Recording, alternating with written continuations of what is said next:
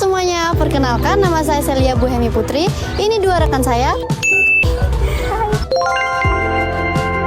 Saya Mesa Salsabila. Saya Devi Anjani. Kami dari kelas 1C. Di sini kami akan membuat tugas mata kuliah praktek anatomi fisiologi. Ada indera penglihatan. Proses melihat dimulai dari terpantulnya cahaya dari suatu objek atau lingkungan di sekitar kita. Cahaya ini akan ditangkap oleh mata dan masuk ke mata melalui kornea di bagian depan mata. Selanjutnya, cahaya akan melewati mata bagian tengah dan akhirnya diterima oleh makula retina, yaitu bagian belakang mata yang di dalamnya terdapat pembuluh darah dan sel saraf. Secara umum, anatomi mata terbagi menjadi 3 bagian, yaitu bagian depan, bagian tengah, dan bagian belakang. Setiap bagian terdiri dari beberapa organ dengan fungsinya masing-masing. Anatomi mata bagian depan. Anatomi mata bagian depan merupakan area terluar mata yang dapat dilihat secara langsung.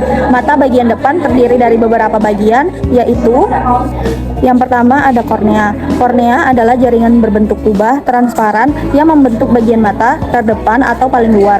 Fungsi kornea adalah sebagai jendela dan jalan masuk cahaya ke mata Anda. Kornea berfungsi memberikan 65-75% kekuatan fokus mata Anda. Di dalam kornea terdapat banyak ujung saraf yang membuatnya sangat sensitif. Jika tidak dirawat dengan baik, kornea rentan terserang infeksi bakteri atau jamur seperti keratitis. Selain itu, ada juga kemungkinan terjadinya perubahan struktur kornea, yaitu keratokonus. Yang kedua ada bilik mata depan atau anterior chamber. Bilik mata depan adalah kantung mirip jeli yang berada di belakang kornea, di depan lensa.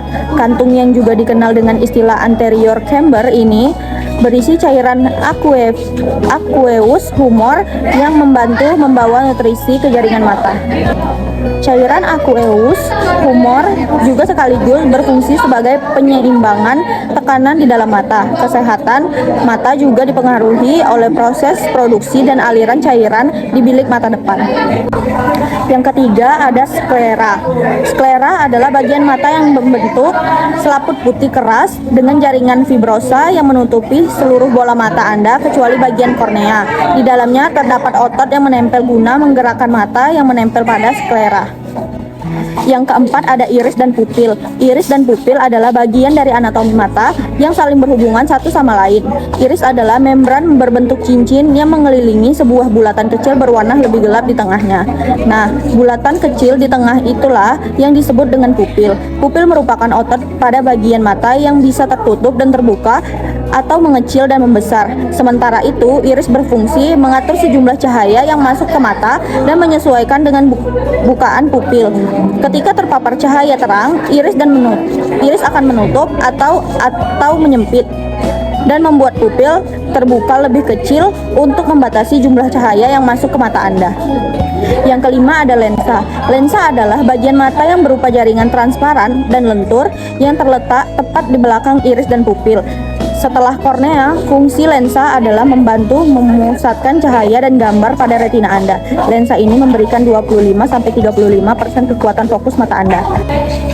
Lensa mata memiliki tekstur yang lentur dan elastis, maka dari itu bentuknya bisa berubah jadi melengkung dan fokus pada objek di sekitar. Lensa juga merupakan bagian mata yang umum mengalami masalah seperti rabun jauh atau miopi atau rabun dekat atau hipermetropi. Yang keenam ada koroid dan konjungtiva. Koroid adalah bagian mata yang berbentuk membran coklat gelap yang terdapat banyak pembuluh darah di dalamnya. Posisinya terletak di antara sklera dan retina. Koroid ini berfungsi untuk memasuk darah dan nutrisi ke retina dan ke semua struktur lainnya pada bagian anatomi mata. Sementara itu, konjungtiva adalah lapisan tipis jaringan yang menutupi seluruh bagian mata Anda yang posisinya ada di depan, kecuali untuk kornea. Salah satu gangguan mata yang bisa terjadi pada konjungtiva adalah konjungtivitis atau pink eye. Yang ketujuh, ada badan vitreous. Berbeda dengan cairan aqueous humor yang adanya di depan lensa mata, vitreous humor terletak di belakang lensa mata. Vitreous adalah zat seperti jeli yang mengisi bagian dalam bagian belakang anatomi mata. Seiring waktu, vitreous menjadi lebih encer dan bisa terlepas dari bagian belakang mata. Yang kedelapan ada retina dan saraf optik. Retina adalah sebuah jaringan yang peka terhadap cahaya. Retina ini melapisi permukaan bagian dalam anatomi mata. Sel di retina bisa mengubah cahaya masuk menjadi impuls listrik. Impuls listrik ini dibawa oleh saraf optik ke otak, yang akhirnya menafsirkannya sebagai gambar atau objek yang mata lihat. Terdapat beberapa masalah mata yang berkaitan dengan retina yang meliputi 1. Oklusi vena retina. 2. Sitomegalovirus retinitis. Yang ketiga ada luka atau robekan pada retina. Yang keempat retinopati diabetik. Yang kelima retinoblastoma. Yang keenam retinopati prematur. Yang ketujuh sindrom Usher. Yang kesembilan ada makula. Makula adalah area sensitif kecil di tengah retina yang memberikan penglihatan sentral. Pada makula terdapat fovea. Fovea terletak di pusat makula dan fungsinya untuk memberikan penglihatan detail yang paling tajam di mata Anda.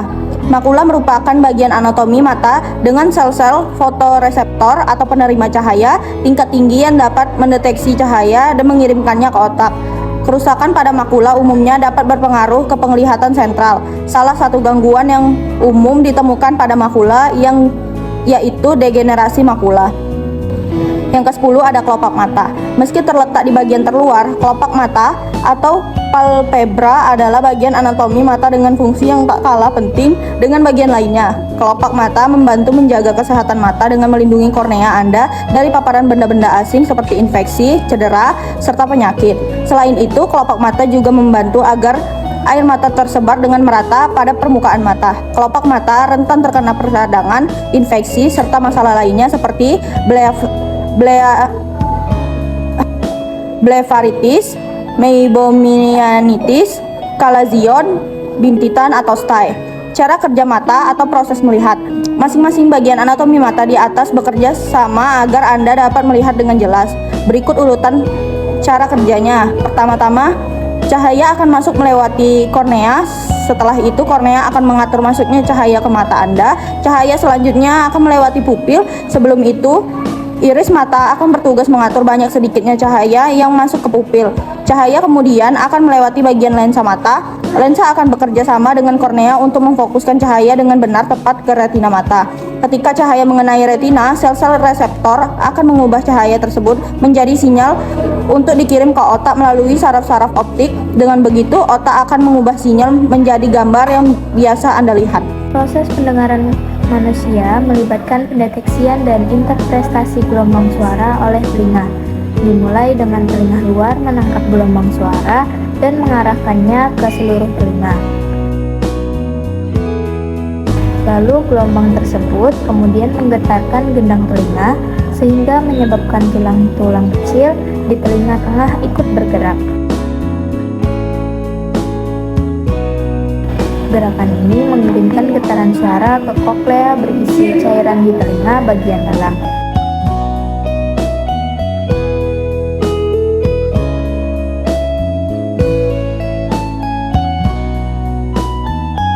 Di dalam koklea, sel-sel rambut kecil mengubah getaran menjadi sinyal listrik yang dikirim ke otak melalui saraf pendengaran.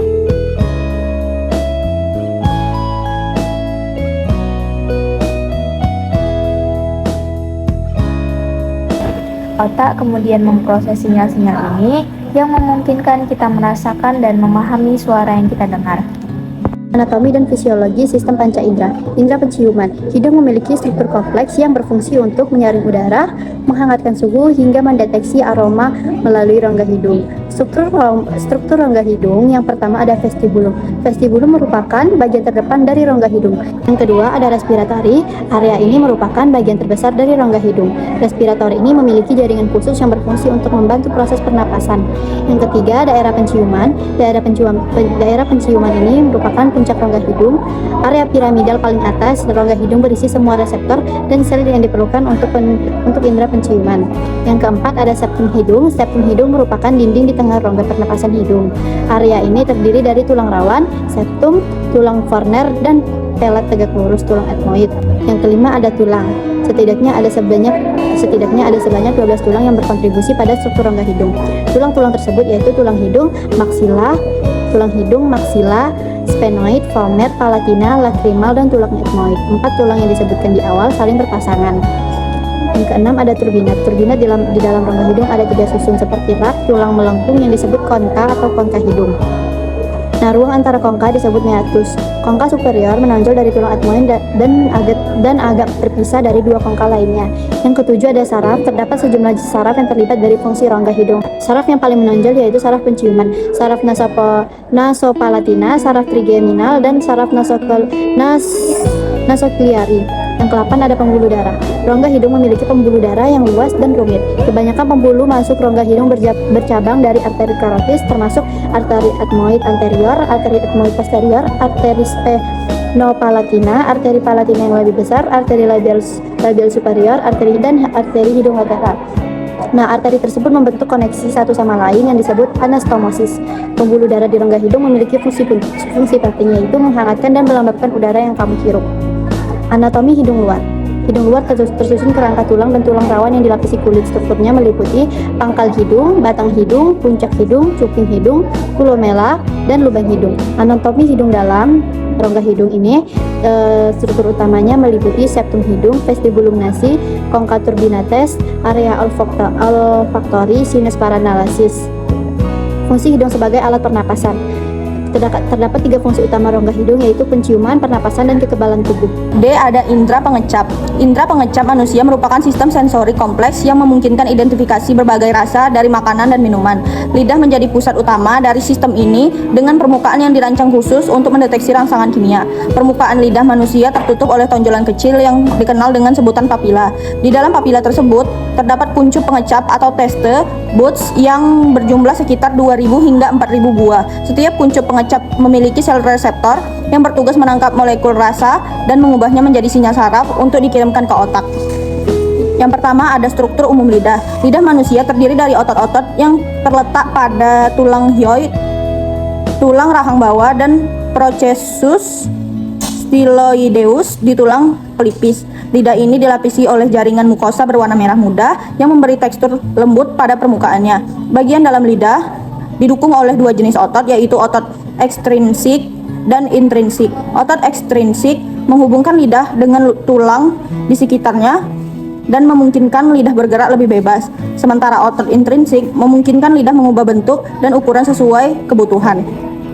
Yang kedua, ada bagian-bagian lidah. Lidah dapat dibagi menjadi beberapa bagian yang masing-masing memiliki peran yang sangat penting. Yang pertama ada ujung dan tepi lidah. Bagian ini mencakup ujung lidah yang berada di depan dan tepi lidahnya yang ada di kanan dan kiri. Ujung dan tepi lidah ini sangat fleksibel, memungkinkan lidah bergerak ke segala arah. Bagian ini memainkan peran penting dalam mendeteksi rasa manis, asam, dan asin. Yang kedua ada punggung lidah. Bagian punggung lidah mengandung banyak papila, yaitu tonjolan kecil yang memberikan tekstur kasar pada lidah. Pada permukaan papila terdapat ribuan kuncup rasa yang berfungsi mendeteksi berbagai rasa. Yang ketiga ada pangkal lidah, terletak di bagian belakang rongga mulut dan terhubung langsung dengan dasar mulut. Pangkal lidah tidak bisa dilihat dari luar mulut. Yang ketiga ada jenis-jenis papila pada lidah. Papila adalah tonjolan kecil yang terdapat di permukaan lidah dan berperan dalam pengecapan. Ada 3 jenis papila yang dapat ditemukan pada lidah manusia. Yang pertama ada papila filiformis. Papila ini berbentuk seperti benang halus dan tersebar merata di sepanjang permukaan lidah. Fungsi utamanya bukan untuk pengecapan, namun untuk memberikan tekstur pada lidah. Papila circumvallata berbentuk bulat dan tersusun membentuk huruf V di bagian belakang lidah. Papila ini sangat sensitif terhadap rasa pahit. Yang ketiga ada papila fungiformis. Papila berbentuk seperti jamur yang terdapat di bagian depan lidah, lebih sensitif terhadap rasa manis dan asin. Selanjutnya yang keempat, tunas pengecap. Reseptor rasa di sekitar papila terdapat struktur penting yang disebut tunas pengecap. Tunas pengecap terdiri dari 2 jenis sel utama, yaitu yang pertama sel pengecap. Sel ini berfungsi sebagai reseptor rasa yang mendeteksi rangsangan dari makanan atau minuman yang kita konsumsi. Yang kedua ada sel penyokong. Sel penyokong bertugas mendukung dan menstabilkan struktur tunas pengecap agar bisa berfungsi dengan baik. Tunas pengecap terhubung langsung dengan saraf dan akhirnya mengirimkan informasi ke otak untuk menghasilkan sensasi rasa yang kita rasakan. Selanjutnya yang kelima ada peran lidah dalam pengecap lidah. Dengan struktur yang terdiri dari papila dan tunas pengecap sangat vital dalam membantu kita merasakan berbagai rasa. Rasa yang dapat dideteksi Rasa yang dapat dideteksi. Rasa yang dapat dideteksi oleh lidah antara lain manis, asam, asin, pahit, dan umami. Seperti jenis rasa ini diproses melalui kuncup rasa yang ada di papila dan sinyalnya diteruskan ke otak untuk diproses sebagai pengalaman rasa. Indra pengecap. Indra pengecap manusia merupakan sistem sensori kompleks. Pangkal lidah, papila. Fungsi-fungsi bagian indra pengecap. Indra pengecap berfungsi untuk mendeteksi berbagai rasa dalam makanan dan minuman yang kita konsumsi. Setiap bagian dari lidah peran spesifik dalam proses pengecapan, mulai dari mendeteksi rasa hingga mengirimkan sinyal ke otak. Yang pertama itu ada ujung dan tepi lidah.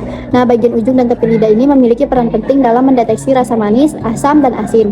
Rasa manis. Ujung lidah sangat sensitif terhadap rasa manis ini. Mengapa kita sering merasakan rasa manis? Pertama kali di bagian depan lidah saat kita mencicipi makanan atau minuman manis. Rasa asam manis. Asam manis ini terletak di tepi lidah. Nah, rasa asam manis ini terletak di tepi lidah, lebih sensitif terhadap rasa asam dan asin. Ketika makanan asam atau asin masuk ke mulut, sensor rasa di bagian tepi lidah akan aktif untuk mendeteksi rasa tersebut. Yang kedua itu ada punggung lidah. Yang ini, punggung lidah yang mengandung papila circumvallata berfungsi terutama mendeteksi rasa pahit. Nah, rasa pahit ini umumnya terdeteksi dengan kuat di bagian ini yang dapat membantu tubuh menghindari makanan yang berpotensi berbahaya seperti yang beracun.